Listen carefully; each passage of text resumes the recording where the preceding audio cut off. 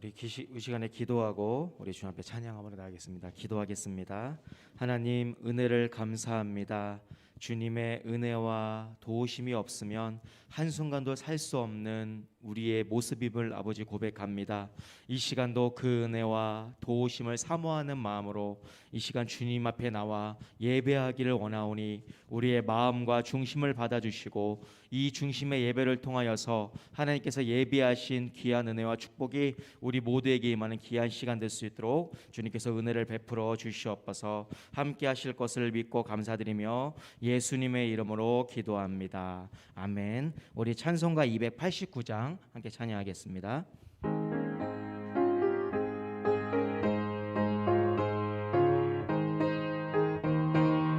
주 예수 내 맘에, 주 예수 내 맘에 들어와 계신 후 편하여 새 사람 되고 내가 늘 바라던 참빛을 찾음도 주 예수 내 맘에 오심, 주 예수 내 맘에 오심, 주 예수 내 맘에 오심.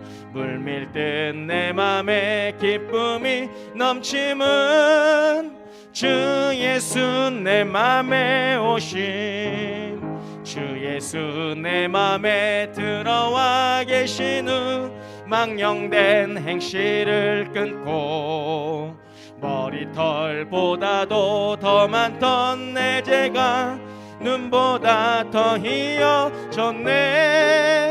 주 예수 내 맘에 오심, 주 예수 내 맘에 오심.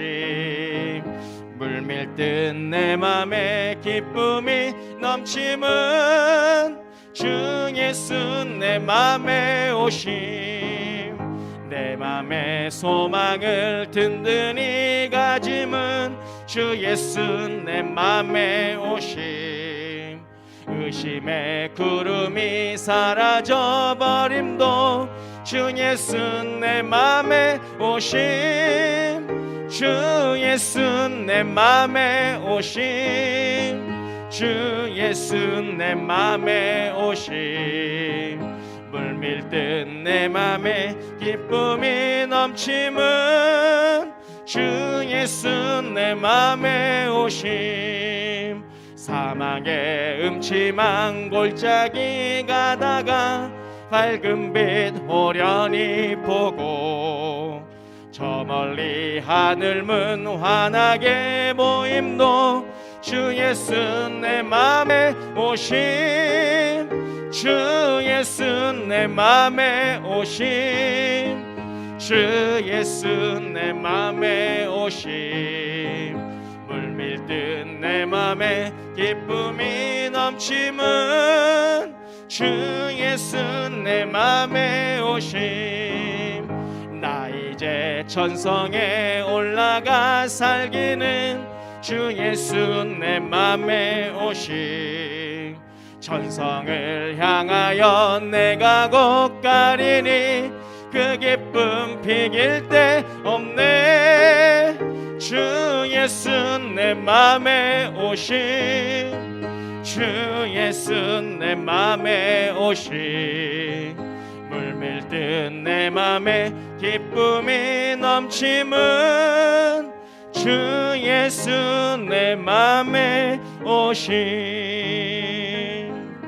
예수는 나의 힘이요 내 생명 되시니 그 주 예수 떠나가면 죄 중에 빠지리. 눈물이 앞을 가리고 내 맘에 근심 쌓일 때 위로하고 힘주실 이 주 예수. 예수는 나의 힘이요 내 친구 되시니 그 은혜를 간구하며 풍성히 받으리. 햇빛과 비를 주시니 추수할 곡식만 보다 귀한 열매 주시는 이 주 예수. 예수는 나의 힘이요 내 기쁨 되시니 그 명령을 준행하여 늘 충성하겠네. 주야로 보호하시며 바른 길 가게 하시니 의지하고 따라갈리 주 예수.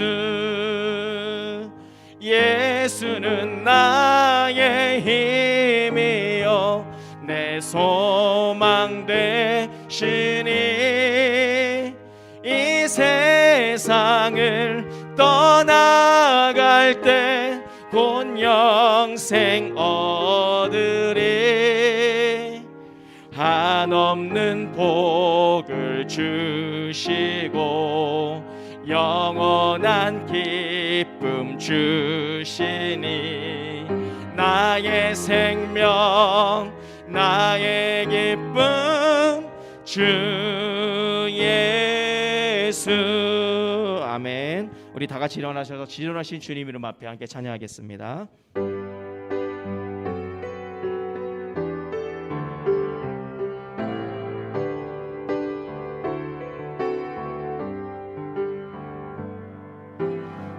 지존하신 주님 이름 앞에 모두 무릎 꿇고 다 경배해. 거룩하신 주님 보좌 앞에 엎드려 절하세.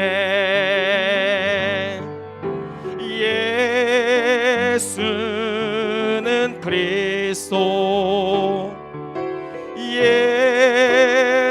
예수는 주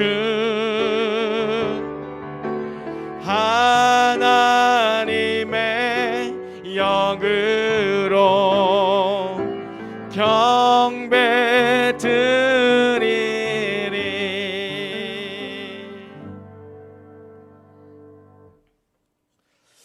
오늘도 죄전을 찾아 나오신 성도 여러분들을 주의 이름으로 환영하면서 우리 믿음으로 구호하고 예배로 나가도록 하겠습니다. 말한 대로 그대로 되는 교회, 소원대로 그대로 되는 교회, 믿음대로 그대로 되는 교회. 할렐루야. 아멘. 묵상 기도 드리겠습니다.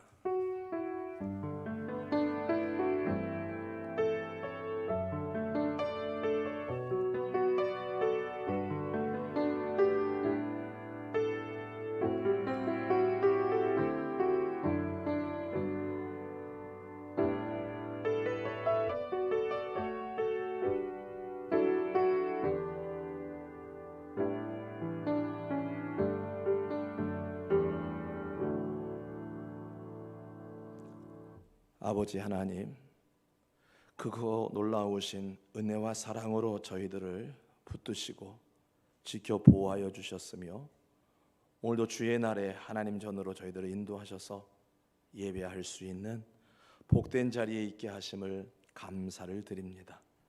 이 시간 친히 우리와 함께하여 주시고 예배를 주장하여 주셔서 저희들을 통하여 하나님께서 영광을 받으시는 귀한 시간 될 수 있도록 저희들을 붙들어 주옵소서. 오직 하나님께로만 나아가는 예배가 되기를 간절히 원하옵고 예수님의 이름으로 기도드리옵나이다. 아멘. 1장 찬송입니다.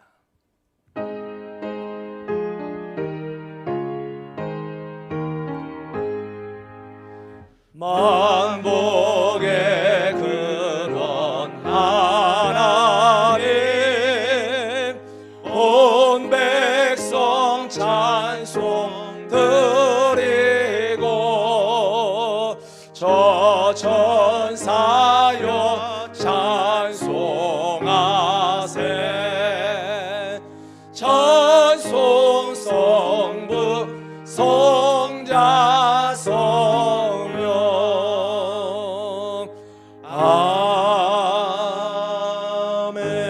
아멘. 전능하사 천지를 만드신 하나님 아버지를 내가 믿사오며 그 외아들 우리 주 예수 그리스도를 믿사오니 이는 성령으로 잉태하사 동정녀 마리아에게 나시고 본디오 빌라도에게 고난을 받으사 십자가에 못 박혀 죽으시고 장사한 뒤 사흘 만에 죽은 자 가운데서 다시 살아나시며 하늘에 오르사 전능하신 하나님 우편에 앉아 계시다가 저리로서 산 자와 죽은 자를 심판하러 오시리라. 성령을 믿사오며 거룩한 공회와 성도가 서로 교통하는 것과 죄를 사하여 주시는 것과 몸이 다시 사는 것과 영원히 사는 것을 믿사옵나이다. 아멘. 예, 앉으셔서 428장 찬송 드리고 기도하시겠습니다.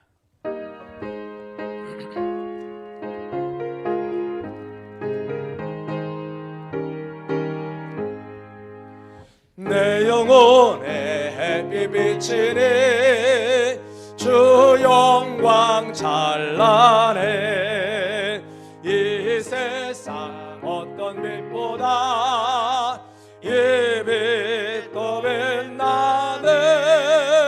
주의 영광 빛난 광채 내게 비춰 주시옵소서. 그 밝은 얼굴 배울 때 나의 영혼 기쁘다. 내 영혼에 노래 있으니 주 찬양합니다.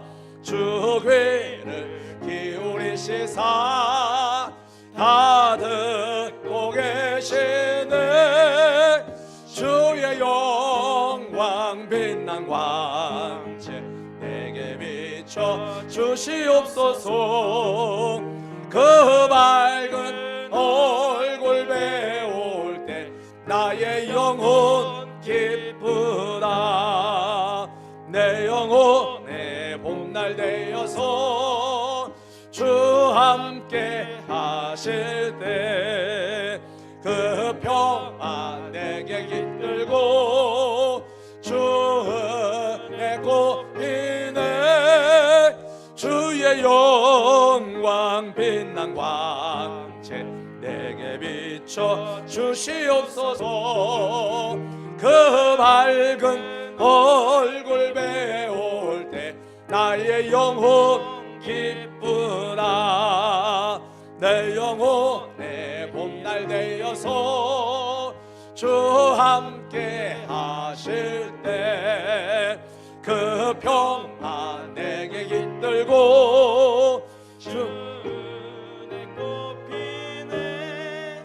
주의 영광 빛난 광채 내게 비춰 주시옵소서. 그 밝은 얼굴 배울 때 나의 영혼 기쁘다. 내 영혼에 희락이 있고 주 함께 하실 때 주 예수 복을 주시고 또 내려주시네.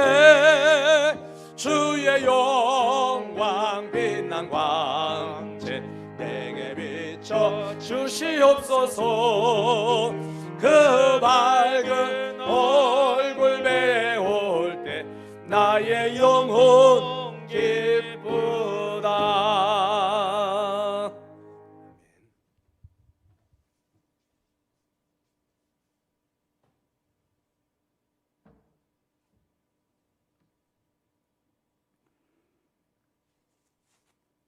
은혜가 풍성하신 우리 아버지 하나님, 정말로 감사를 드립니다.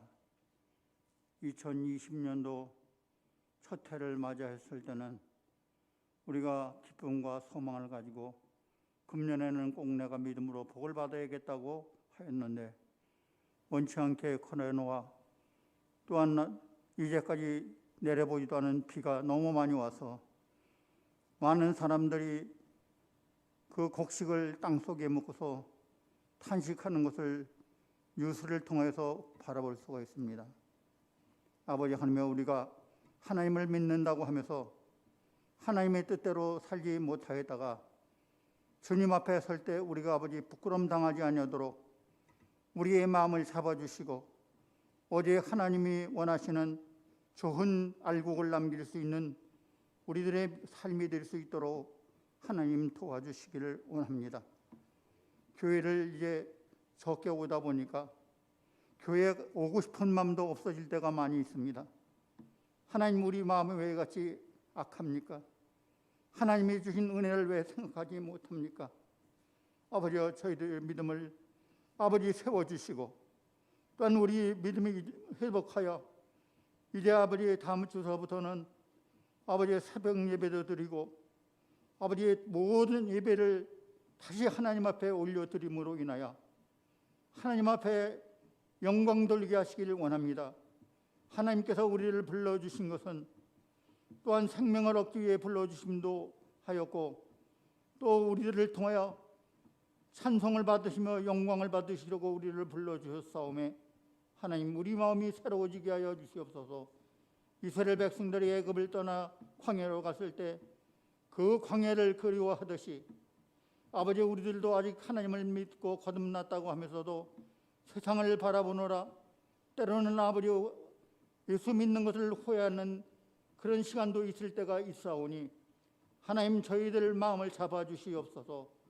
아버지, 악함을 아버지 용서하여 주시옵소서. 주님 앞에 특별히 바라고 간구하는 것은 이제 우리 함께하는 우리 교회 모든 성도들이 아버지의 생각을 달리하고 마음을 고쳐먹어서 아버지 하나님의 전을 그리며 사모하게 도와주시기를 원하옵나이다. 우리가 아버지 하루하루를 살아가면서도 하나님을 사랑한다고 하며 아버지의 교회를 한 번도 생각하지 아니할 때가 있습니다. 어째 사랑하는 남녀가 보이지 않아도 서로 그리워 만나기를 원하고 있지 만나지 않기를 원하는 그 청춘 남녀는 없습니다.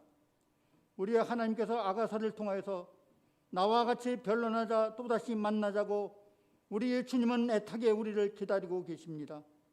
우리가 날마다 시간이 있으면 교회 와서 기도하고 찬송하고 어떻게만 하나님 앞에 좋은 우리의 모습을 보여드릴까 선한 근심을 하는 우리 성도들이 될 수 있도록 아버지 하나님의 인도하여 주시기를 원합니다.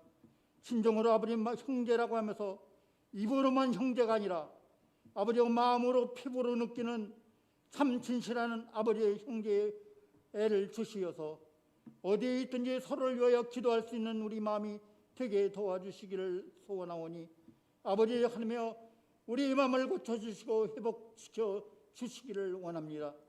특별히 바라고 원하는 것은 아버지 시간에 목사님 탄 위에 세우셔서 아버지 우리의 악한 마음을 제하기 위하여 말씀을 선포하십니다. 그 말씀을 통해서 우리가 변하게 도와주옵소서. 우리를 변화시킬 일은 아무도 없사오니 오직 주 예수 그리스도 성령만이 우리를 변화시키실 수 있사오니 아버지 이 시간에 정말 말씀을 듣고 변화하게 도와주시옵소서. 교회에 오고 싶은 마음이 생기게 하여 주시옵소서. 찬양할 수 있는 마음이 생길 수 있도록 축복하여 주시기를 원하오니 살아계신 아버지 하나님여, 이 시간은 예배드리는 첫 시간이 오니 마치는 시간까지 성령 충만하시어 아버지 우리 마음을 움직여 주시옵소서. 예수님의 이름으로 기도드리옵나이다. 아멘.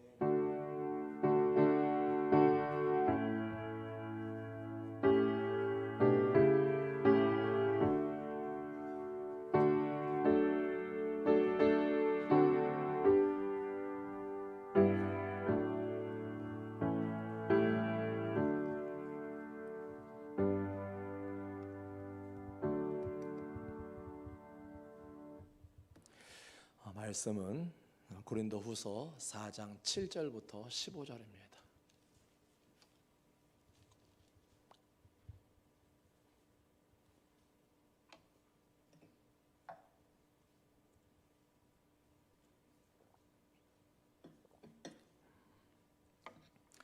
(4장 7절부터 15절까지의) 말씀을 같이 읽겠습니다. 7절부터 읽습니다. 우리가 이 보배를 질그릇에 가졌으니 이는 심히 큰 능력은 하나님께 있고 우리에게 있지 아니함을 알게 하려 함이라. 우리가 사방으로 우겨쌈을 당하여도 쌓이지 아니하며 답답한 일을 당하여도 낙심하지 아니하며 박해를 받아도 버림받지 아니하며 거꾸로 뜨림을 당하여도 망하지 아니하고 우리가 항상 예수의 죽음을 몸에 짊어짐은 예수의 생명이 또한 우리 몸에 나타나게 하려 함이라. 우리 살아있는 자가 항상 예수를 위하여 죽음에 넘겨짐은 예수의 생명이 또한 우리 죽을 육체에 나타나게 하려 함이라. 그런즉 사망은 우리 안에서 역사하고 생명은 너희 안에서 역사하느니라. 기록된 바 내가 믿었으므로 말하였다 한 것 같이 우리가 같은 믿음의 마음을 가졌으니 우리도 믿었으므로 또한 말하노라. 주 예수를 다시 살리신 이가 예수와 함께 우리도 다시 살리사 너희와 함께 그 앞에 서게 하실 줄을 아노라. 이는 모든 것이 너희를 위함이니 많은 사람의 감사로 말미암아 은혜가 더하여 넘쳐서 하나님께 영광을 돌리게 하려 함이라. 아멘. 찬양 드리면서 드린 예물을 봉헌합니다.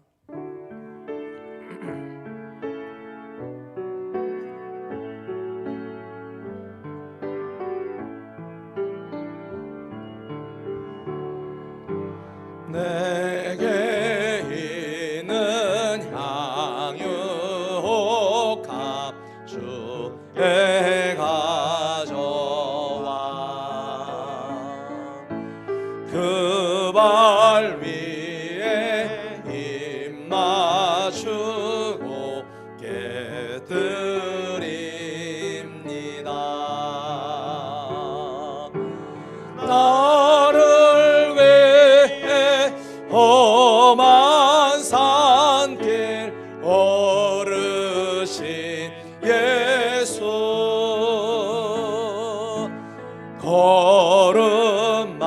걸음마다 크신 사랑 새겨 놓았네. 내게 있는 향유옥합 주에 가져와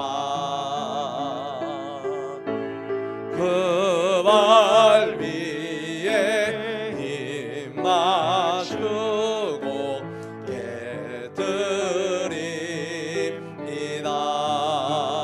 깨뜨립니다.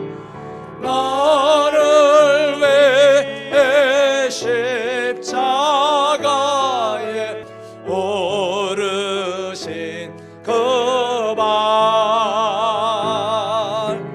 흘린 피로 나의 죄를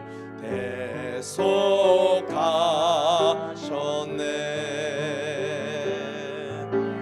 내게 있는 향유옥합 주께 가져와 그 발 위에 입 맞추고 깨뜨립니다. 주님 다시 이 땅 위에 임하신 그때 주의 크신 사랑으로 날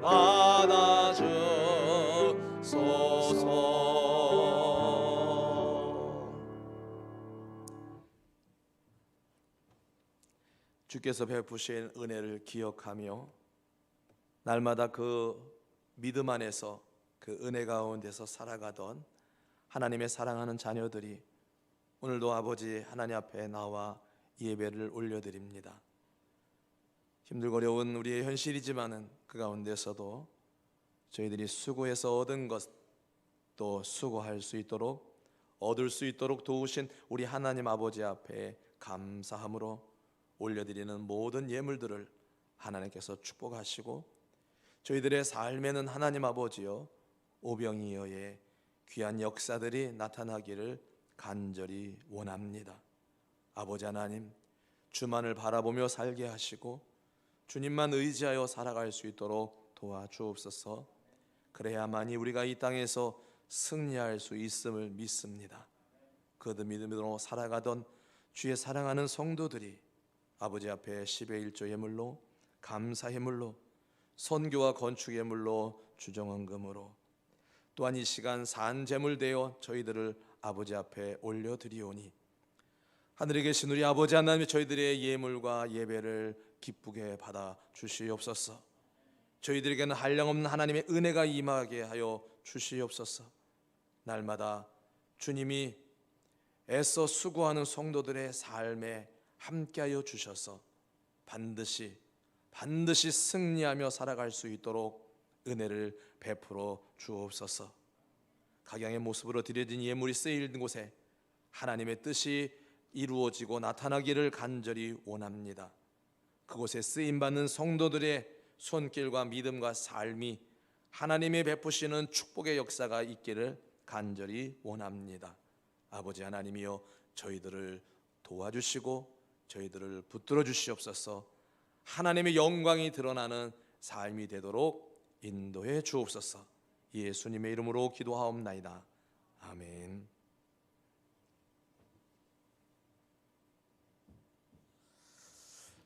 추석 명절 잘 지내셨나요? 별로 못 지내신 것 같아요. 아무래도 이번 추석은 코로나19로 인해서 활동이나 또 만남이 좀 부담스러웠지 않았을까라는 그런 생각도 됩니다. 우리 한 분 집사님에게 지난 주 중에 통화를 하는데 전화를 드렸더니 어떻게 명절을 어떻게 지내세요? 그랬더니 아들 보고 오지 말라 그랬대요. 코로나도 있고 그러니까 이번에는 오지 마라 그랬는데, 안 섭섭하세요? 안 오면? 그랬더니 코로나 때문에 그런 여운을 남기시더라고요. 안 오면 섭섭하고 오면 조금 코로나 때문에 걱정도 되고 그러신 것 같더라고요. 그래서 몸은 멀지만은 마음은 가까운 그런 명절이라는 말을 참 많이 한 그러한 이번 추석인 것 같습니다. 바라기는 구정 때는, 내년 설 때는 그런 일이 없었으면 좋겠다라는 생각을 합니다. 우리가 괜찮겠지 뭐 무슨 일이 있겠어? 라는 이러한 안일한 생각만 버리고 생활을 한다고 해도 우리가 염려할 일은 생기지 않지 않겠느냐라는 생각을 합니다. 그래서 이번 명절을 통해서 가족들만 만난 게 아니라 또 여러 사람들을 만나셨을 수도 있는데 조금 더 우리가 코로나에 주의하는 그러한 한 2주간 동안 특별히 더 조심하는, 그래서 지난주에 말씀드렸잖아요.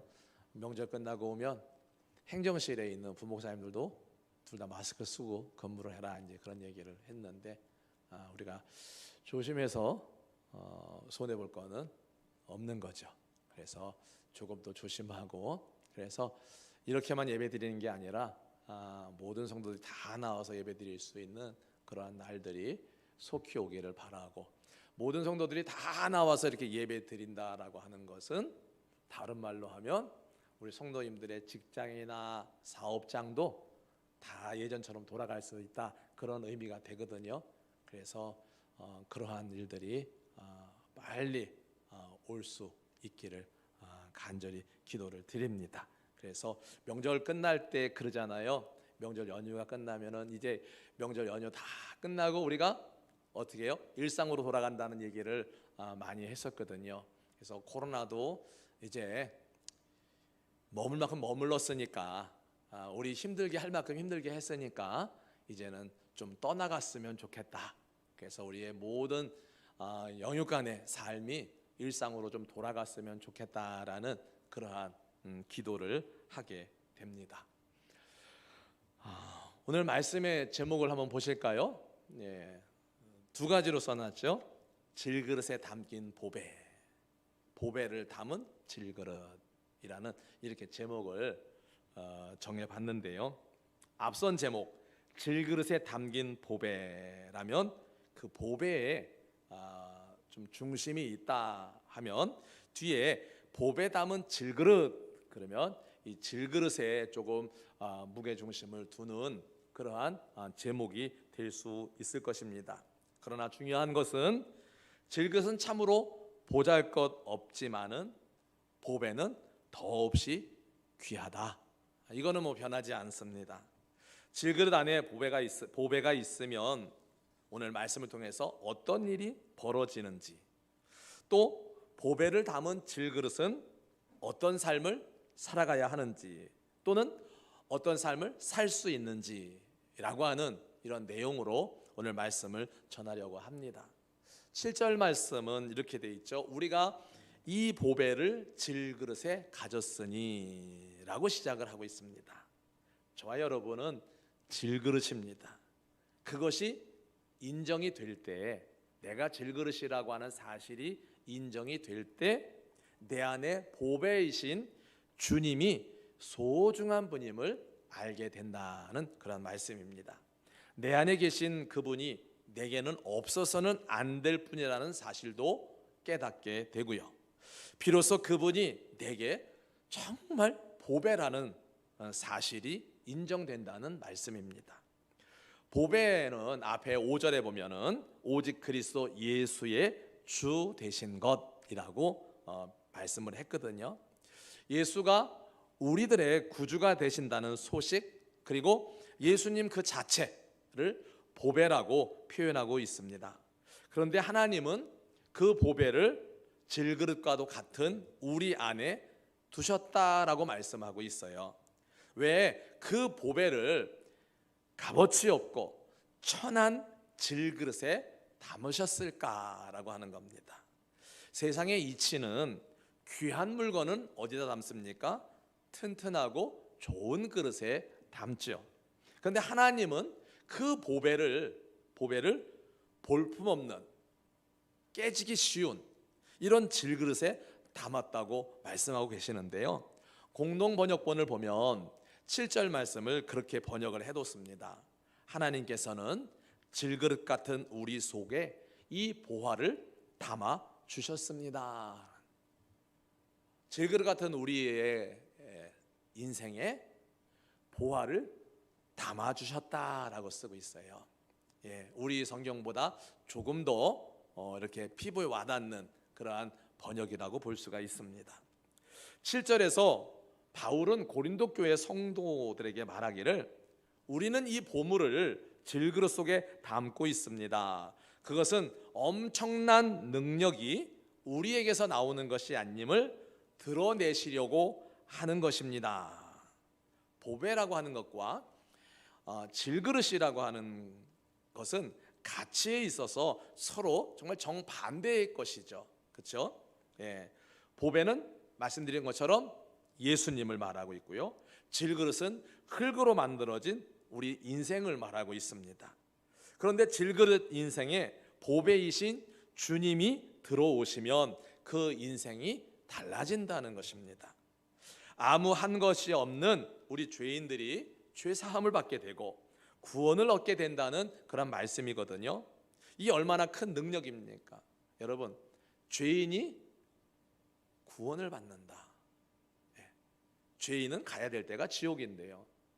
죄인이 구원을 받아서 천국을 간다라는 것인데요. 무엇을 통해서? 보배가 질그릇 같은 내 안에 들어옴으로 인해서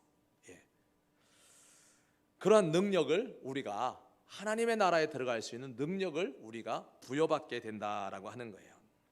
그러니까 질그릇 같은 인생이 거룩하신 하나님의 자녀로 살아가게 된 것은 실제는 우리가 거룩하거나 성실하거나 잘나서가 아니라는 거죠. 이는 모든 것이 피조물의 구원을 위하여 당신의 독생자까지도 아낌없이 희생하신 하나님의 은혜와 사랑 때문입니다. 이 점을 우리가 이 시간 말씀을 통해서 우리가 분명하게 깨닫고 확신하는 그러한 시간이 될 수 있기를 주의 이름으로 축복합니다. 알고 있는 거예요. 알고 있는 거예요. 하지만은 너무나 우리가 잘 알고 있기 때문에 이것을 간과하고 넘어갈 수 있다는 거죠. 그래서 우리가 말씀을 들을 때는 잘 알고 있는 내용이라 할지라도, 이미 내가 믿고 있는 것이라 할지라도 우리가 들음으로 인해서 다시 한번 재확인하는 그러한 시간이 중요하다라고 할 수가 있습니다. 사람이 살다가 자신이 하는 일이 조금 잘 풀리면 내가 잘난 것 때문이라고 여기고 자신이 똑똑한 결과라고 생각하기 쉽습니다. 그러나 잘 되는 것 같아도 언제 깨지고 무너질지 모르는 존재라는 이 사실을 우리가 항상 인식하고 인정하고 살아가야 한다는 것이죠.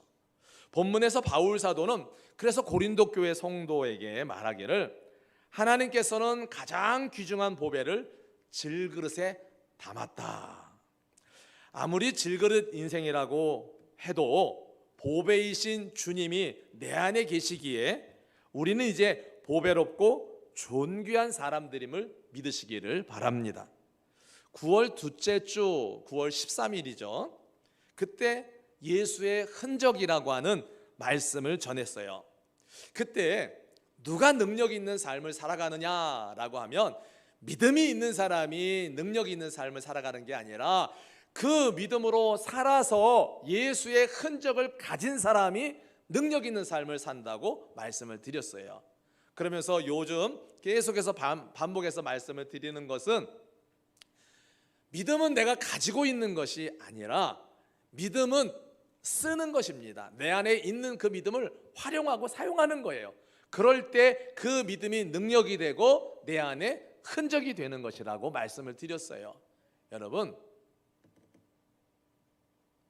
저희 집에 별로 이제는 죄송합니다만 이제는 좀 먹어야 되겠다라는 생각이 들어요. 영양제나 뭐 비타민이나 이런 걸 좀 먹어줘야 될 때가 됐다라는 얘기 자꾸 들어요. 이제 죄송합니다만 저도 내년에 60대거든요. 60이란 6자가 돼가지고 죄송합니다만 이제는 좀 먹어줘야 된다는 거예요. 이 나이 좀 되면은요. 근데 그저께인가요? 이렇게 보다 보니까 유효기간이 지나버린 거예요. 다 약들이요. 그래서 아끼다 못 된다고요?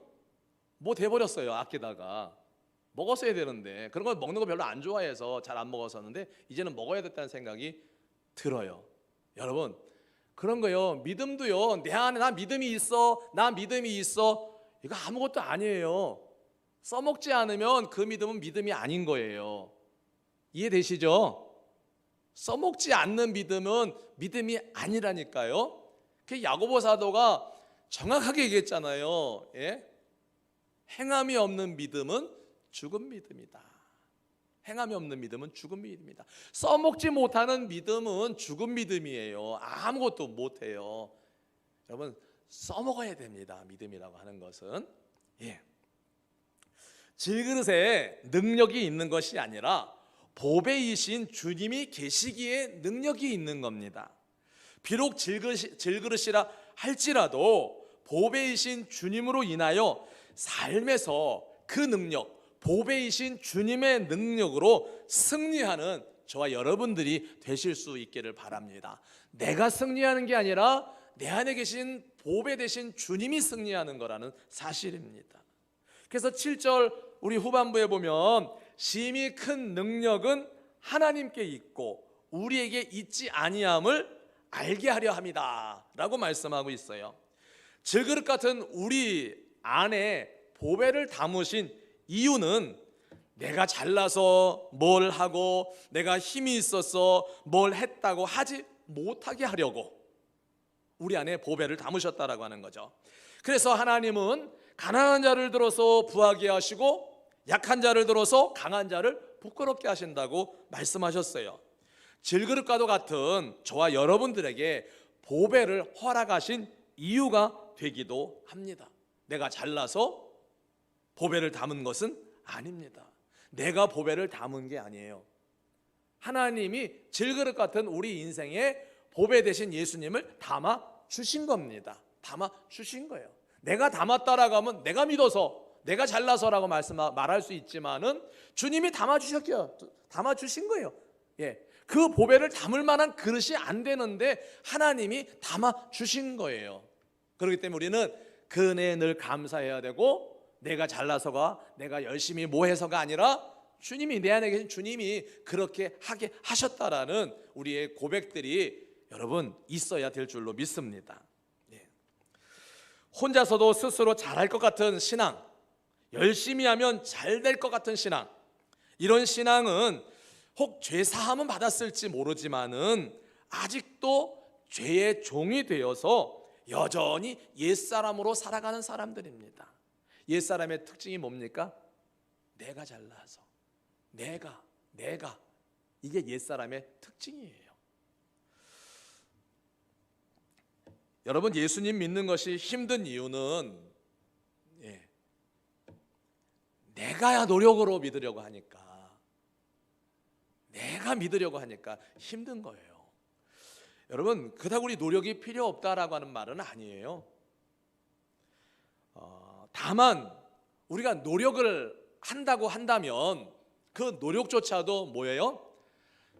나를 하나님께 맡기려고 하는, 내가 하나님을 의지하려고 하는 이러한 노력이어야 된다라고 하는 거죠. 노력조차 한다면, 내가 열심히 해서가 아니라 그것조차도 내가 주님께 맡기는 이러한 노력이 필요하다라고 하는 것입니다. 내가 내 안에 계시는 주님을 보고 완전히 맡기면 하나님께서는 나를 통해서 일을 하실 겁니다. 내가 하는 게 아니라 나를 통해서. 그래서 우리는 이렇게 기도를 해야 되겠죠. 나는 하나님 질그릇과 같이 연약하고 부족한 자입니다. 그러니 내 안에 보배로 계신 주님이 나를 붙잡아 주십시오. 나를 도와주십시오. 나로 하게 해 주십시오. 이렇게 우리가 기도를 해야 할 것입니다. 바로 이런 고백이 우리들을 승리하게 하시는 줄로 믿습니다. 우리 여러분, 간증이라는 게 뭐 대단한 거 아니에요. 간증하시는 분들의 이야기를 들어보면 다양한 이야기지만은 패턴은 하나입니다. 뭐예요? 전에는 내가 하고 싶은 대로, 내가 열심히, 내가 잘나서 그러는 줄 알고 그렇게 살다가 어려움을 겪었어요. 그래서 그 다음에는 어떻게 해요? 이제는 하나님만 의지하고 하나님이 도와주셔야만이 된다고 해서 주께로 돌아오고 난 다음에 간증하는 거예요.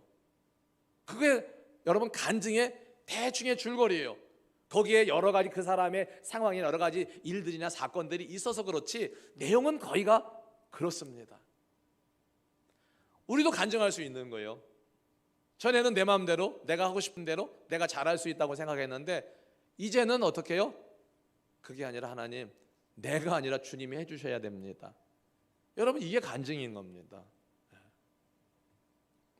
바울 사도는 오늘 본문에서 고린도 교회 성도에게 말하기를, 비록 질그릇 인생이라 할지라도 하나님께서 함께 해주시면 어떤 삶이 된다고요? 능력 있는 삶이 된다고요. 질그릇으로서는 할 수 없지만은 보배를 담게 하신 하나님께서 하게 하신다라고 하는 그 말씀이에요. 그래서 8절과 9절의 말씀을 읽어볼까요? 8절 9절 말씀입니다. 시작. 우리가 사방으로 우겨쌈을 당하여도 쌓이지 아니하며 답답한 일을 당하여도 낙심하지 아니하며 박해를 받아도 버림받지 아니하며 거꾸로 뜨림을 당하여도 망하지 아니하고. 무슨 말입니까? 여러분, 우리가 살다 보면 이런저런 많은 일들을 겪고 살아갑니다. 그렇죠?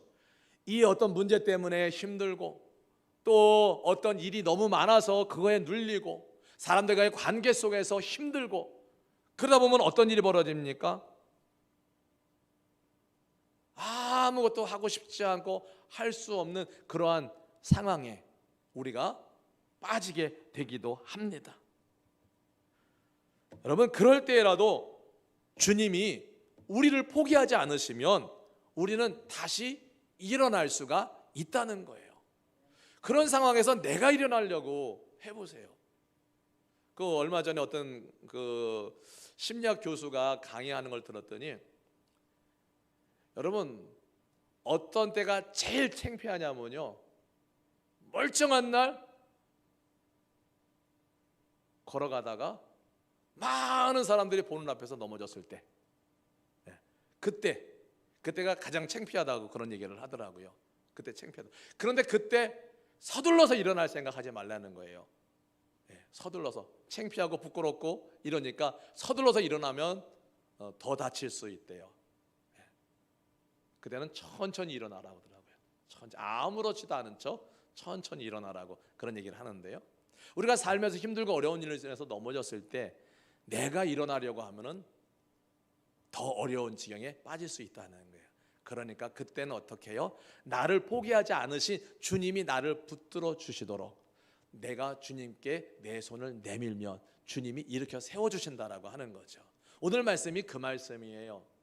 질그릇은 스스로 할 수 있는 게 없다는 거예요. 그러나 질그릇 안에 하나님이 담아주신 그 보배가 우리로 할 수 있도록 하신다는 그러한 말씀이에요. 예. 그러면 우리가 그 간증하시는 분들이 그런 얘기, 간증 중에 그런 얘기를 하죠. 삶이란 것이 내 마음대로 되는 것이 아니구나. 내 마음대로 되는 것이 아니구나. 그러니까 우리 성도들이 깨달아야 되는 것이 바로 이런 겁니다. 내 삶은 내가 내 마음대로 살아가는 것이 아니구나. 우리는 질그릇 같은 인생이지만은 보배이신 주님이 나를 붙들어 주셔야 살 수 있는 삶이구나 라고 하는 것을 여러분 깨닫고 고백하는 것이 믿음인 줄로 믿습니다. 그래서 그 믿음으로 살아가는 거예요. 그렇게 날마다 나는 부족합니다, 주님이 붙들어 주셔야 살 수 있습니다 라고 이렇게 날마다 고백하며 살아가는 것이 믿음이에요. 여러분, 믿음은 어떤 데 써먹어요? 이럴 때 써먹는 거예요. 내가 하려고 하니까 안 되고 스스로 하려니까 힘든 겁니다.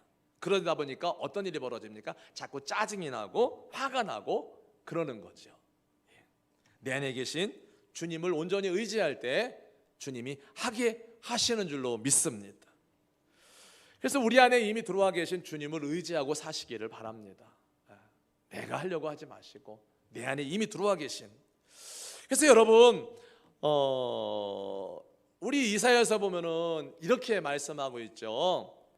내가 내 눈에 보기에 내 눈에 보배롭고 존귀하다, 이런 말씀이 있습니다. 몇 주 전에 이 말씀을 전했는데요.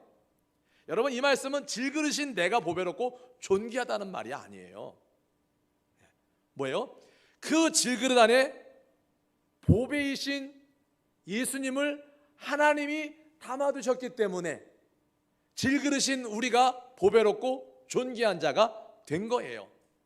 여러분, 그냥 우리가 질그릇인데 보배롭고 존귀한 자가 아니라는 거예요. 우리 안에 누가 담겨 있어요? 보배이신 주님이 우리 안에 담겨져 있어요. 담아 놓으셨어요. 그렇기 때문에 우리가 귀하고 보배롭게 하나님께 보여지게 된다라고 하는 거예요. 바울 사도는 고린도 교회에게 또 말하기를, 비록 질그릇 인생이라 할지라도 그리스도인은 자기 안에 예수님의 생명을 담고 있는 사람이라고, 그리스도인은 예수님의 생명을 담고 있는 사람이다 라고 말하고 있는 거예요. 질그릇이지만은 10절 11절에 우리가 항상 예수의 죽음을 몸에 짊어짐은, 바울은 자신은 늘 예수님의 죽음을 짊어지고 다닌다고 그래요.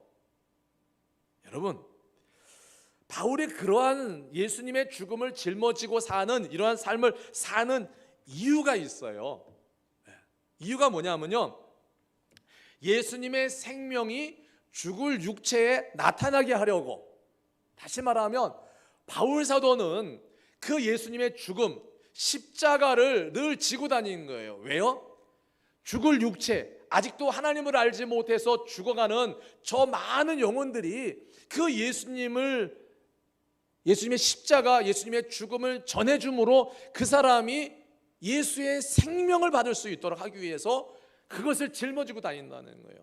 그러면요, 여러분, 우리가 질그릇으로서 우리 안에 하나님이 보배이신 예수님을 담아주신 이유도 똑같아요. 바로 우리 안에 있는 보배를 아직도 하나님을 알지 못하는 사람에게 그 보배이신 예수님을 전해줘서 그 사람도 그 사람 안에도 하나님이 그 보배를 담아주실 수 있도록 우리가 그 일을 하라고 우리 안에 보배를 담아주신 거예요. 우리가 그것을 알아야 된다는 거죠. 중요한 건 여러분, 그릇은 어떤 그릇이든지 그 그릇의 가치는 무엇을 담고 있느냐에 따라 달라진다는 거죠. 무엇을 담고 있느냐. 우리 그런 얘기 하잖아요. 막 생각하는 것도 그렇고 맨 이상한 거 하면 야, 네 머리에는 뭐 만들었냐 이런 얘기 하잖아요. 그렇죠? 뭐 만들었냐. 생각하는 게 왜 그러냐 그 얘기죠. 다시 말하면 우리 안에는 뭐가 들었습니까? 보배, 예수가 들었어요. 그렇기 때문에 우리는 믿지 않는 그 사람들과는 다르다라고 하는 거죠. 여러 가지 썩어질 육신을 중심한 욕망, 더러운 생각, 추하고 악한 것들이 우리 안에 가득 차 있으면 거룩한 성령의 은혜가 우리 안에 들어올 수가 없다는 거죠. 그래서 비우는 것만이 아니라 바로 새로운 것으로, 거룩한 것으로 채워야 한다라는 그것이 하나님의 말씀이라는 거죠. 우리가 하나님의 은혜를 우리 가운데 채우게 되면 우리는 실패할 수가 없다는 거예요. 왜요? 내가 살아가는 것이 아니라 주님이 살아가시는 거기 때문에 우리는 실패하지 않을 수가 있다라는 말씀입니다. 그래서 우리는 살다 보면 정말 손가락 하나 까딱하기 싫을 정도로 모든 것이 귀찮고 몸에 힘이 빠지고 그럴 때가 있다는 거죠. 그럴 때 여러분, 손가락 하나 꼼짝하기도 싫을 그때에 내가 무엇을 힘을 내서 뭘 하겠습니까? 바로 하나님께서 우리를 그냥 내버려 두지 않으시고 하나님께서 우리를 붙드시고 우리를 세워주실 때 우리는 새로운 힘을 얻어서 우리는 또다시 살아갈 수 있게 된다는 그러한 말씀입니다. 그것이 아까 8절 9절에 있는 말씀이에요. 사방으로 우겨쌈을 당하여도 쌓이지 아니하며 답답한 일을 당하여도 낙심하지 아니하며 박해를 받아도 버림받지 아니하며 거꾸로 뜨림을 당하여도 망하지 아니하고. 왜요? 우리 안에 보배가 있기 때문에. 그렇기 때문에 우리가 이런 삶을 살아갈 수 있다는 그런 말씀입니다. 내가 이긴 것이 아니라 내 안에 계신 주님이 이기신 것입니다. 이것을 고백하는 사람은 자신이 연약하고 보잘것없는 질그릇에 불과하기에 내 안에 보배가 반드시 필요하다는 사실을 인정하게 된다는 것이죠. 하나님께서 이처럼 우리를 사랑하시고 지켜주시고 보배롭고 존귀하게 여겨주시는 것은 우리의 어떤 조건이 좋아서가 아니고 잘나서도 아니고 우리 안에 거룩하시고 자비하신 주님이 계시기 때문에 하나님께서 우리를 보배롭고 존귀한 사람으로 여겨주시는 것입니다. 12절 13절 말씀을 보면 12절과 13절 말씀을 보면 바울은 예수님의 삶과 죽음이 십자가에서 끝나는 것이 아님을 말해주고 있어요. 비록 당시 예수님이 십자가에 죽으실 당시에 예루살렘에 있는 사람들 대부분은 십자가에서 죽어가는 비참하고 연약한 한 사람, 자칭 하나님의 아들이요 유대인의 왕이라고 하는 정말 그럼에도 불구하고 십자가에서 죽어가는 비참한 한 사람을 보았을 뿐이지만은 예수님을 따르는 사람들은 십자가에서 죽음이 끝이 아니라 부활하셔서 영광스럽게 될 주님을 그들은 보았다라고 하는 거예요.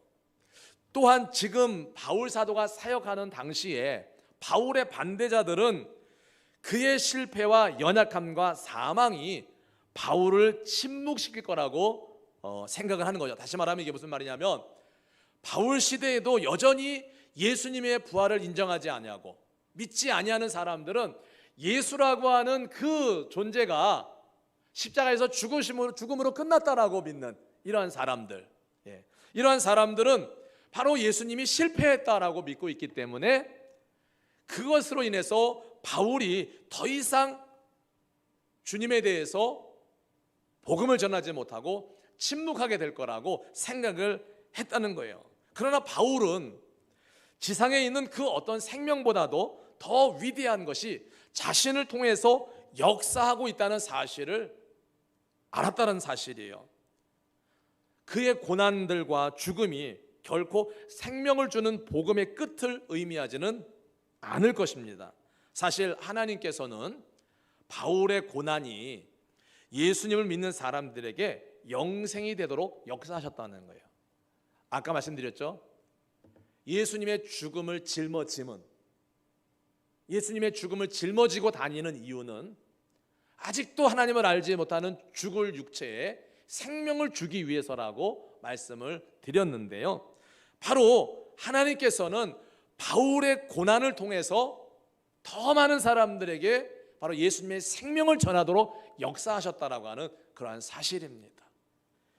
그것을 말씀하고 있어요. 그래서 믿음이라고 하는 것은 우리를 죄에서 구원받을 수 있도록 하는 방편일 뿐만 아니라 구원받은 하나님의 백성들, 성도들이 이 땅을 살아갈 수 있도록 하는 방법이고 힘이 된다는 사실입니다. 믿음이라고 하는 것이요. 그래서 믿음이라고 하는 것은 예수 믿어 구원받을 때만 필요한 것이 아니라 예수 믿고 구원받고 나서 하나님의 나라에 이르기까지 이 땅 살아가는데 또한 반드시 필요하다라는 사실이에요.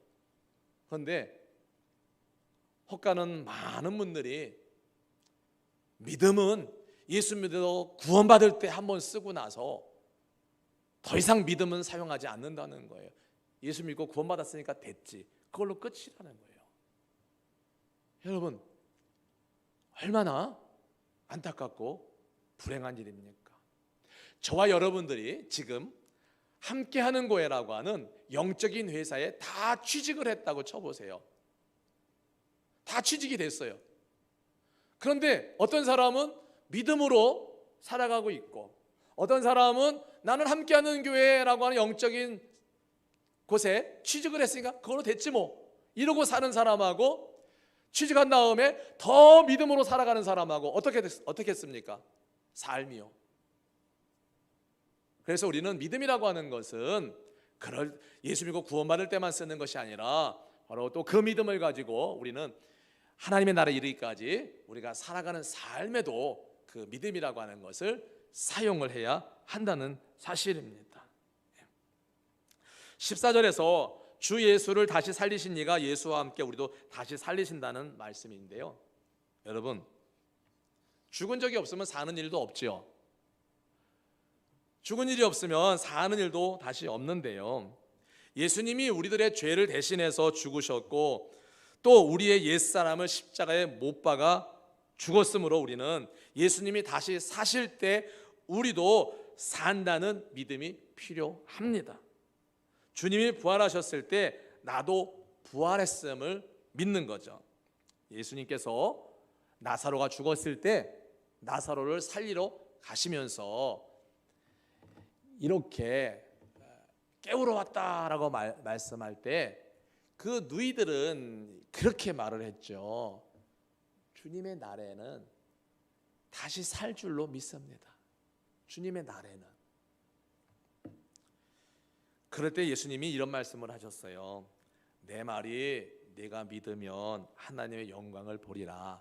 여기서 하나님의 영광은 좁게 보면 나사로가 다시 살아나는 거예요. 좁게 보면.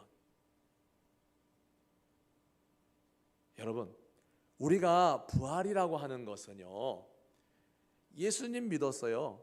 죽었어요. 주님이 오실 때 다시 살아나는 거, 여러분, 이것만 부활이라고 믿으면 안 되는 거예요. 부활은요, 보세요. 예수님이 십자가에 죽으셨다가 다시 사셨어요. 우리는 내가 그리스도와 함께 십자가에 못 박혔나니? 라고 했잖아요. 십자가에 못 박혔어요. 내 죄가, 옛사람이 못 박혔어요. 그리고 주님이 부활하실 때 나도 다시 부활한 거예요. 이미 우리는 주님이 십자가에 죽으시고 부활하셨을 때 우리도 영적으로 이미 죽었다가 다시 부활을 경험한 사람들이에요. 그래서 우리는 그렇게 말씀하시는 목사님들도 계시죠. 예, 주님이 부활하신 날이 주일이니까 그렇게 말씀하시죠. 주님이 부활하신 이 주일의 아침에 주님 전에 찾아 나와 예배하는 모든 성도들에게 부활의 축복이, 부활의 영광이 함께 하시기를 바랍니다 라는 얘기를 해요. 부활의 아침에, 부활의 아침에. 뿐만 아니라 부활이라고 하는 것은 죽었다가 사는 그것이 핵심이겠지만은 우리의 삶이 무너졌다가 다시 회복되는 것도 부활의 한 모습이라고 하는 거예요. 요즘같이 힘들고 어려워서 모든 것이 내려앉고 주저앉아 있는 이 상황에서 우리 하나님께서 우리를 붙들어 주셔서 우리의 삶이 다시금 회복되는 것도 여러분 부활의 한 모습이라는 사실이에요. 부활은 주님의 날에 우리 죽었다가 다시 사는 것만이 부활은 결코 아니라는 사실이에요. 우리가 이 땅에 살아가는 가운데서도 우리는 날마다 삶에서 주님의 부활하심과 우리의 부활을 경험하면서 살아가야 한다는 것입니다. 얼마나 필요합니까? 지금 이 시대에 너무나 힘들잖아요. 이때 우리 주님의 내 말이 내가 믿으면 하나님의 영광을 보리라 하신 이 주님의 말씀이 우리의 삶에서 정말로 경험되어지기를 바라는 때가 바로 이때라고 하는 것입니다.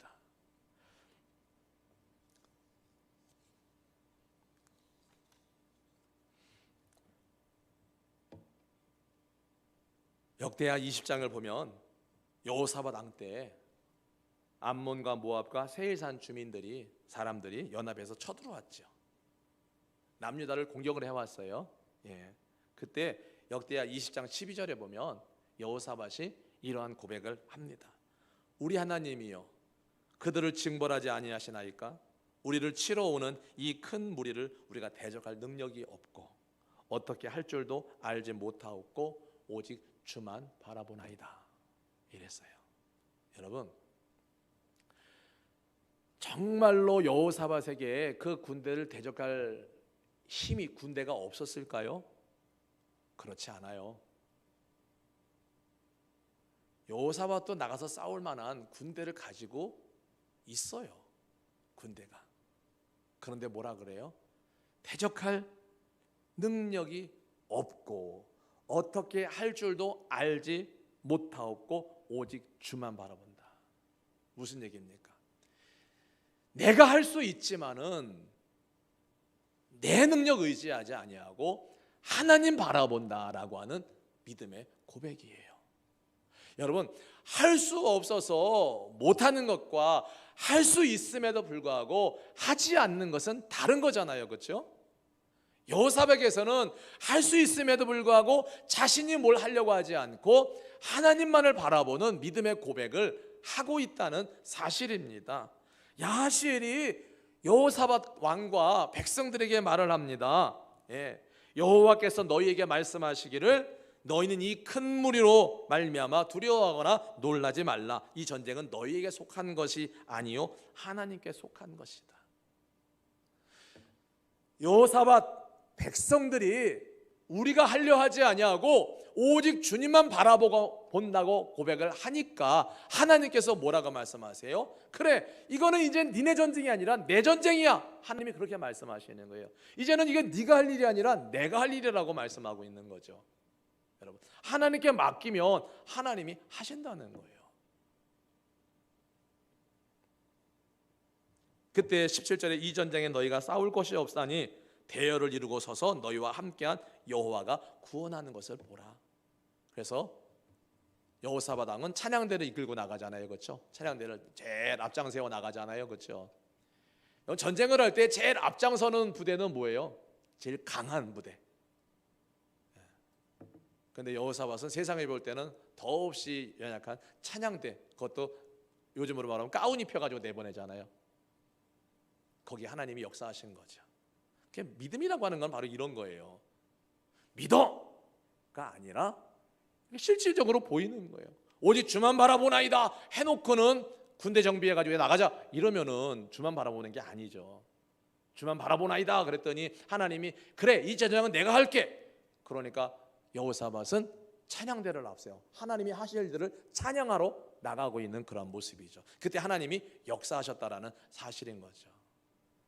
우리들의 삶에도 이러한 좋은 많은 경험들이, 믿음의 경험들이 이렇게 차곡차곡 쌓여가면 좋을 것 같습니다. 그럴 때 더 능력 있는 우리들의 믿음이 될 줄로 믿습니다. 그래 갈라디아서 2장 20절에 그랬잖아요. 내가 그리스도와 함께 십자가에 못 박혔나니 그런즉 이제는 내가 사는 것이 아니요 내 안에 그리스도께서 사시는 거다. 내가 사는 게 아니라 내 안에 보배이신 내 안에 그리스도가 사는 것이다라는 그러한 말씀을 하고 있습니다. 질그릇, 보잘것없지만 우리 안에 보배가 있기에 우리는 보배롭고 존귀한 자가 되었고, 내가 아니라 내 안에 계신 보배가 대신 승리하게 하시는 줄로 믿습니다. 우리들의 그래서 생활 습관이 좀 바뀌어야 되는 거죠. 예. 여러분, 그래서 우리가 아침에 일어나면 설령 뭐 새벽기도는 이제 내일부터 새벽기도 정상적으로 할 건데요. 새벽기도는 혹 못 나온다 할지라도 아침에 되면 다 눈 뜨시죠. 예. 다 눈 뜨시죠 아침에. 예. 아침에 계속 눈을 못 뜨시면 안 되는 거예요. 예. 아침에 눈을 뜨시죠. 그러면 하실 일을 알려드릴게요. 하실 일이 뭐냐? 하나님 오늘 하루도 죄에게 지지 않게 해주시고 악에서 구해 주십시오. 주기도문에 있는 내용이에요. 죄에게 지지 않고 악에서 구해 주십시오. 순간순간 불쑥불쑥 튀어나오는 옛사람의 못된 본성으로 인하여 반복적인 죄를 짓지 않게 해주시고 내 힘과 노력으로 살지 않게 해주시고 주님 의지하여 순종하게 해주십시오. 한 가지 더 기도한다면, 하나님 오늘 하루도 내가 무엇으로 하나님을 기쁘시게 할까 이 생각을 하며 살게 해 주십시오. 예, 길지 않습니다. 새벽기도 못 나오시더라도 집에서 하루 눈을 딱 떴을 때, 눈 떴을 때 눈 부비시고 그 기도하시기 바랍니다. 오늘도 죄에게 지지 않게 해주시고 악에서 구해 주십시오. 옛 본성대로 살지 않게 해주시고 하나님께 순종하며 살게 해주십시오. 오늘 하루 내가 무엇으로 하나님을 기쁘시게 할까 그 생각 그 마음으로 살게 해주십시오. 이렇게 우리가 계속 기도하고 살아간다면 우리의 생활 습관이 바뀌지 않을까 생각이 됩니다. 함께하는 교회 성도 여러분, 이 시간 온라인으로 예배드리는 우리 성도 여러분, 주님은 질그릇인 우리를 있는 모습 그대로 사랑하실 수가 없었어요. 왜요? 질그릇, 보잘것없고 가치 없고 깨지기 쉽고 그대로 사랑하실 수가 없어서 어떻게 해요? 그 질그릇 안에 보배를 담아주셨어요. 하나님이 우리를 사랑하시는 이유는 질그릇인 우리 인생을 사랑하는 게 아니라 우리 안에 계신 보배가 계시기 때문에 그 보배를 품고 있는 우리를 사랑하시는 거예요. 보배가 없는 우리를 사랑하시지는 않아요. 보배를 담고 있는 우리를 사랑하시는 거예요.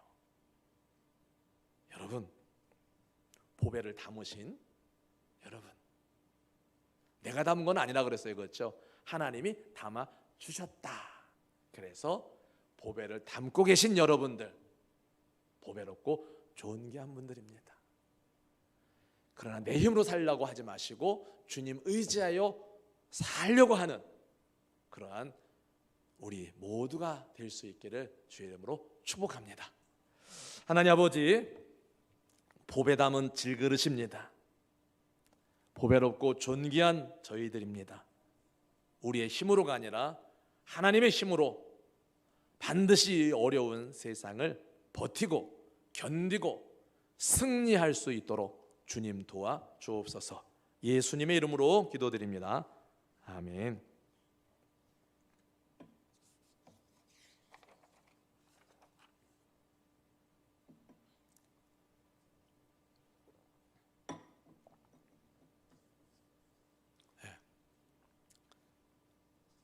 생일자 축가는 없으시네요. 다 9시 때 오셨다 가셨어요. 오늘은요. 다 거의 다 9시 때 오셨다 가신 것 같아요. 광고는요. 우리 그동안 아윤이 귀한 딸을 출산하고 조리하느라고 반주를 잠깐 놓으셨던 우리 박유림 집사님이 오늘부터 반주하게 다시 반주를 하시게 되었고요. 그동안 정말 어떡하지 하던 그 염려를 말끔하게 씻어주시고 지난주까지 우리 수고하신 우리 김지은 집사님 계십니다. 우리 두 분께 박수를 우리가 한번 하겠습니다. 너무나 감사하죠. 몇 주 전에 문자가 왔어요. 이제 반주할 수 있는데요. 그래서 명절 지나고 하자 이제 그랬더니 제가 어저께 지난 주 중에 박유린 집사님하고는 할 수 있냐고 물어보고 나서 김진 집사님한테 연락을 했어야 되는데 연락하는 거를 깜빡해가지고 일찍 오셨어요. 은찬이가 그래요. 엄마 나 오늘 10시 안 일어나도 될 뻔했는데 엄마 잘못이 아니라 목사님 잘못이야. 예배 왔네요. 내일부터는 다 예배가 다 드립니다. 주일 오후 예배만 좀 더 고민을 해보고요. 이제 새벽 예배, 금요기도회 다 합니다. 물론 새벽에 예배는 없었지만은 그동안 계속 기도는 해왔어요. 그래서 새벽에 많으면 9분, 10분 정도 나오셔서 5시부터 6시까지 1시간 동안 기도하는 시간들 기도는 계속 해왔었거든요. 근데 내일부터는 이제 5시 반에 다시 새벽 예배를 드리고, 근데 그 예배도 온라인 중계를 할 거예요. 온라인 영상을 보낼 거예요. 그 시간에. 그리고 예배는 예배로 드리고 기도하고 그럴 겁니다. 금요 기도회도 이번 주부터 금요 기도회도 다시 시작을 합니다. 물론 교육부서도 다음 주부터는 이제 예배를 다시 드리기 시작할 겁니다. 그래서 목사님들에게는 교육부서도 온라인으로 예배 드릴 수 있는 것을 구축을 하라고, 그래서 온라인으로 예배를 드리면서 현장에서도 예배를 드리고 하는 일들을 하라고 이렇게 해놨습니다. 그래서 예배가 다시 정상적으로 다 돌아가고 있습니다. 그리고 카톡 채널 개설해놨는데요. 카톡에서 의정부 함께하는 교회를 치면 뜹니다. 그러면 가입하시고 채널 추가를 눌러야 된다고 그런 것 같은데요. 그래서 채널에 가입을 해놓으시면 지금 18분 가입이 돼 있어요. 그래서 가입을 하시면 교회 여러 가지 소식이나 이런 것들을 올릴 거니까 그렇게 일일이 카톡 개인적으로 안 해도 되고 거기다 올려놓으면 다 여러분들한테 뜨거든요. 그게 그러면 여러분들 보시면 되니까 그렇게 좀 협조를 해주시기를 바라고요. 교회가 지금 8월 20일인가요? 그때쯤부터 온라인 예배로 전환이 됐죠. 그러다가 지지난주까지는 20명 안쪽에서 예배를 드리라고 했고, 지지난주부터 50명 이내에서 예배를 드리라고 했었습니다. 이렇게 온라인 예배로 드리다 보니까 목사가 강단에서 이런 얘기하기는 좀 그렇지만은 온라인 예배로 드리다 보니까 재정이 좀 어려운 부분들이 있습니다. 그래서 온라인으로 예배를 드리시는 분들은 온라인으로 헌금을 하시면 좋겠다는 그러한 말씀입니다. 그렇게 헌금도 해주시기를 바랍니다. 다 같이 일어나셔서 우리 찬양 드리고 축도를 마치겠습니다.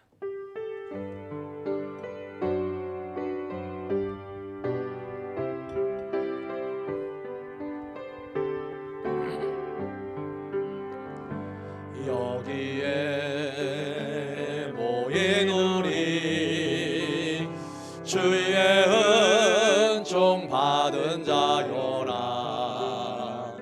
주께서 이 자리에 함께 계심을 아노라. 언제나 주님만을 찬양하며 따라가리니, 시험을 당할 때도 함께 계심을 믿노라. 이 믿음도 굳세라. 주가 지켜주시리라.